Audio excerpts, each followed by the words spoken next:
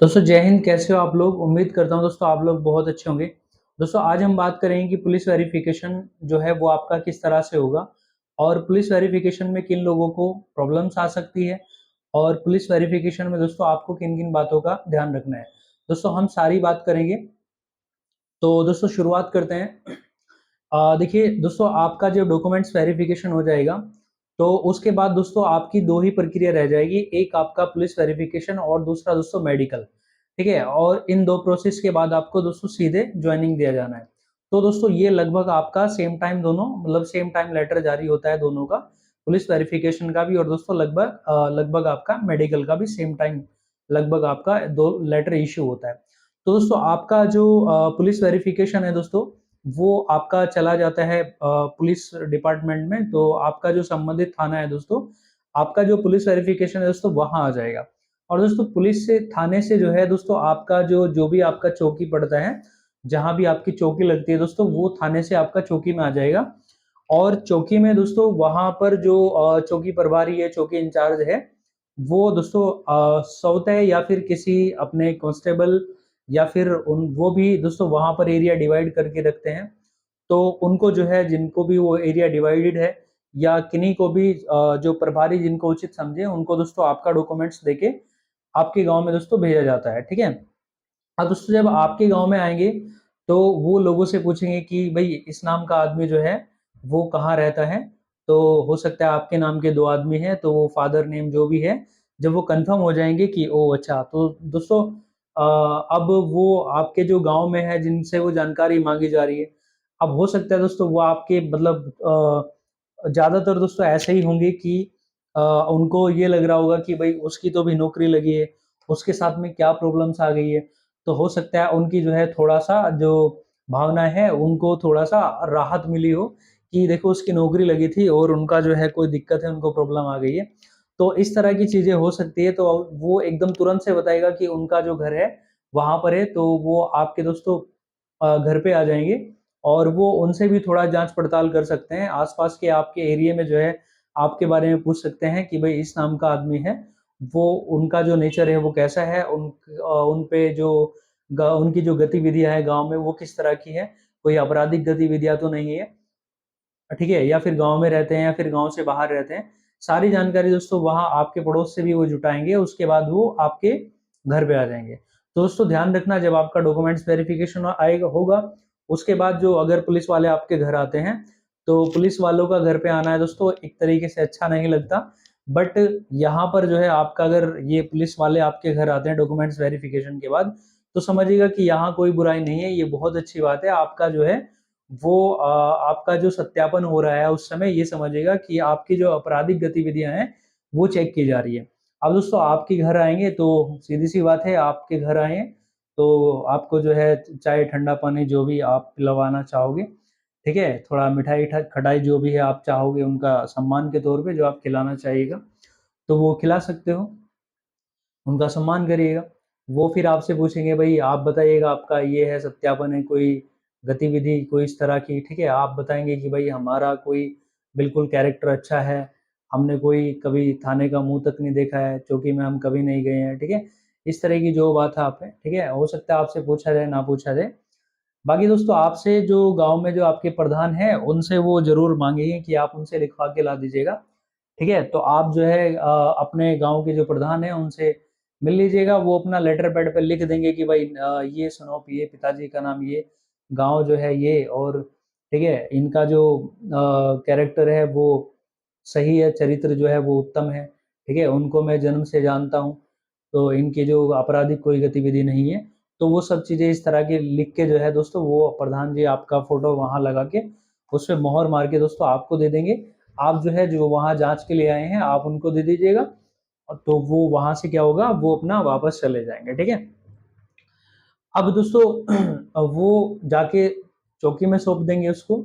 अब चौकी जो इंचार्ज है वो भी आपका दिखेगा, सिर्फ उनके लिखने से जो है, उनके लिख देने मात्र से जो है, अब ये नहीं है कि वो अपना रिकॉर्ड नहीं देखेंगे। तो दोस्तों आप वो एक तरीके से उनके पास नींव का काम करेंगे कि वो आपकी जो गांव में जो जांच मिली है वो वहां से लिखा ली गई है।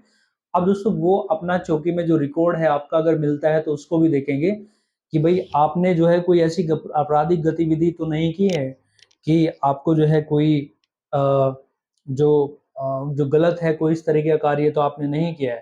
ठीक है, वहां से दोस्तों आपका अगर वहां भी आपराधिक गतिविधि आपकी कोई नहीं है, आपका जो कैरेक्टर है वो सही पाया जाता है, तो वहां से दोस्तों लिख के रिपोर्ट बना के वो जो चौकी प्रभारी है आपका जो है थाने को भेज देंगे। थाने में भी आपका ये रिकॉर्ड देखा जाएगा। ठीक है, वहां अगर सब ठीक है तो दोस्तों ये आपका लेटर सही बनकर आपका वापस चला जाता है।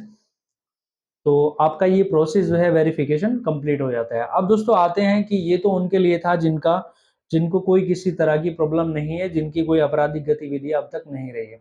दोस्तों मेरे ऐसे बहुत सारे दोस्त होंगे जिनका छोटा मोटे किसी केस में जो है वो गलत तरीके से नाम रख दिया होगा। ठीक है, और खास तौर से मैं आपको ये भी कहूंगा कि भाई अभी आप नौकरी में हैं, अभी किसी से उलझने की कोई जरूरत नहीं है। ठीक है, मैं कहूंगा नौकरी में आके आपको ये बिल्कुल आप दिमाग से निकाल दीजिएगा। नौकरी पैसे वाले को दोस्तों बहुत संभल के रहना पड़ता है, किसी से फालतू जो है मुंह नहीं लगना होता। किसी को जो है किसी तरीके का कोई आपका जो आचरण है वो दोस्तों बिल्कुल सही होना चाहिए, थोड़ा उलझिएगा मत। क्योंकि दोस्तों इस समय क्या होता है, लोग बाग जो है वो आपके पीछे रहते हैं, आपको आपका जो है नोटिस करते हैं, आपको छोटी छोटी बातों में दोस्तों फंसा सकते हैं। तो आप बिल्कुल जो है अलग रहिएगा। ठीक है, जब तक का आपका वेरिफिकेशन, पुलिस वेरिफिकेशन ना हो जाए। हालांकि आप हमेशा ही अपने आप को सही रखिएगा तो दोस्तों आपको भविष्य में इस तरह की कोई दिक्कत नहीं आएगी। ठीक है, चलिए अब दोस्तों मैं बात कर रहा था उनके लिए कि जिनका मान लीजिएगा पहले ही कोई केस चल रहा है तो उनको क्या बाहर कर दिया जाएगा, उनको क्या शामिल नहीं किया जाएगा। तो दोस्तों उनकी बात कर लेते हैं। अब देखिए दोस्तों कभी ऐसा हो सकता है कि कोई गाली गलौज के तौर पे जो है आपने नहीं भी किया है तो भी आपका नाम जो है वो किसी एफआईआर, वो आपके खिलाफ एफआईआर दर्ज कर दी गई हो। ठीक है, उसमें कोई फैसला आपने करने का कोशिश किया हो।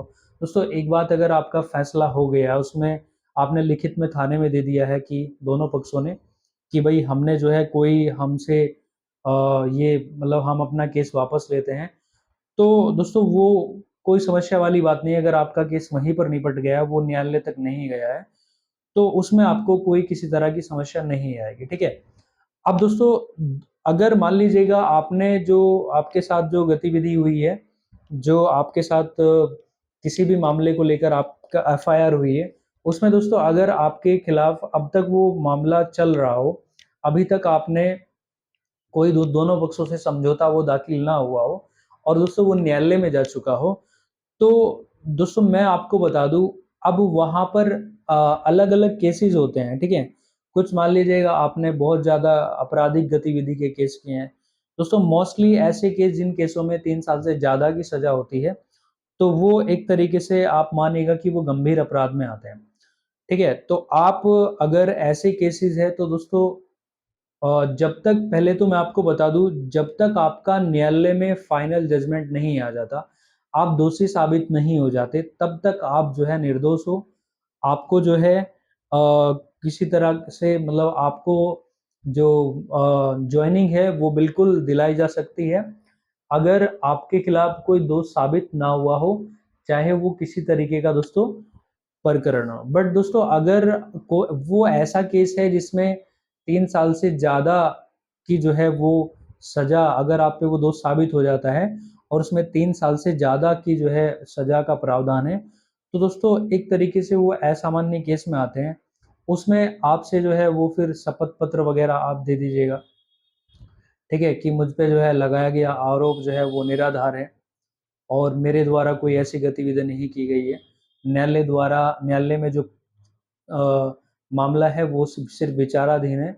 अभी फाइनल जो जजमेंट है वो नहीं आया है और क्योंकि मैं सही हूँ तो उम्मीद है कि मेरे जो है पक्ष में जजमेंट आएगा, मतलब वो जो जजमेंट आएगा वो बिल्कुल सही आएगा। ठीक है, तो आप जो है ये शपथ पत्र आप दे सकते हो। लेकिन अब दोस्तों अगर ये उनके लिए मैंने आप बताया जिनका केस जो है वो प्रोविजनल में है। ठीक है, मतलब जिनका केस चल रहा है, तो ये चीजें उनके लिए थी कि आपको जो है अपना वो शपथ पत्र दे देना है। ठीक है, अब दोस्तों दूसरी बात, अगर किसी को कोर्ट से जो है वो क्या हुआ है, कोर्ट से दोस्तों अगर सजा हो चुकी है, मतलब फाइनल जजमेंट आपके पक्ष में नहीं आया है, आप जो है कोर्ट से निर्दोष साबित नहीं हुए हो, आप दोषी साबित हुए हो, तो दोस्तों आपको जो है वो जॉइनिंग नहीं दी जाएगी, आपकी जॉइनिंग रोक ली जाएगी। अब हो सकता है आपने दोस्तों आपको जो है छोटे न्यायालय, डिस्ट्रिक्ट लेवल जो न्यायालय है, उनमें आपको सज़ा सुनाई गई हो। आप उसको लेकर जो है दोस्तों हाई कोर्ट चले गए हो। तो दोस्तों क्या अगर आपका मामला अब नीचे वाली कोर्ट से हाई कोर्ट में चला गया है, तो क्या अब आपको जॉइनिंग दिलाई जा सकती है? तो दोस्तों मैं आपको बता दूँ, अभी आपको सिर्फ़ प्रोविज़नल में रखा जा सकता है जब तक आपका हाई कोर्ट में केस जो है वो फाइनल नहीं हो जाता। क्योंकि आपको जो नीचे वाली कोर्ट है दोस्तों, उसमें जजमेंट आया है, उसमें आप निर्दोष साबित नहीं हुए हो। तो आप जब तक हाई कोर्ट से आप जो आपका जो कोर्ट में न्यायालय में जो आपका मामला चल रहा है, जब तक आप फाइनल जजमेंट नहीं आ जाता ये कि आप निर्दोष हो, तब तक दोस्तों फिर आपको जॉइनिंग नहीं दी जाएगी। ठीक है दोस्तों? तो मैंने ये 3 बातें आपको बताई दोस्तों। एक तो आपका जो अगर केस विचाराधीन है, तो आपको विचाराधीन है तो कोई दिक्कत नहीं होगी, ठीक है? आपको जॉइनिंग दिला दी जाएगी क्योंकि सिर्फ़ विचाराधीन होने से आपका किसी ने आप पर एफआईआर करा दी है तो उसका मतलब ये नहीं है कि आप दोषी हो, आप जो है निर्दोष भी हो सकते हो। और दोस्तों अ, उसमें आपको कोई समस्या नहीं होने वाली। बट अगर दोस्तों आपका समझौता हो गया है पहले ही, न्यायालय में वो मामला विचाराधीन अब नहीं है, तो फिर किसी तरह की कोई दिक्कत नहीं है। बट न्यायालय में विचाराधीन है, निर्दोष साबित नहीं हुए, मतलब अभी जजमेंट आना बाकी है, चल रहा है, तो भी कोई दिक्कत नहीं है, एफ़िडेविट आप दे सकते हो। दूसरा, अगर आपका जजमेंट आ चुका है, तो फिर समस्या हो सकती है दोस्तों अगर आप उसमें दोषी साबित हुए हो। फिर आप उच्च अदालत में चले गए हो, दूसरी अदालत में चले गए हो अपने मामले को लेकर, तो भी दोस्तों आपको प्रोविज़नल में रखा जा सकता है जब तक आप वहाँ फाइनल आप निर्दोष साबित नहीं हो जाते, क्योंकि आपको एक अदालत ने दोषी मान लिया है। तो दोस्तों उम्मीद है कि आपको ये सारा प्रोसेस समझ में आया होगा। पुलिस वेरिफ़िकेशन दोस्तों ये बिना पुलिस वेरिफ़िकेशन आपको जॉइनिंग नहीं दी जा सकती। पुलिस वेरिफ़िकेशन बहुत ज़रूरी है, जब तक वेरिफ़िकेशन नहीं हो जाता तब तक जॉइनिंग किसी को नहीं मिल पाएगी। तो उम्मीद है दोस्तों आपको सब क्लियर हुआ होगा और सारी जानकारी आपको अच्छी लगी होगी। तो जय हिंद दोस्तों, मिलते हैं नेक्स्ट वीडियो में।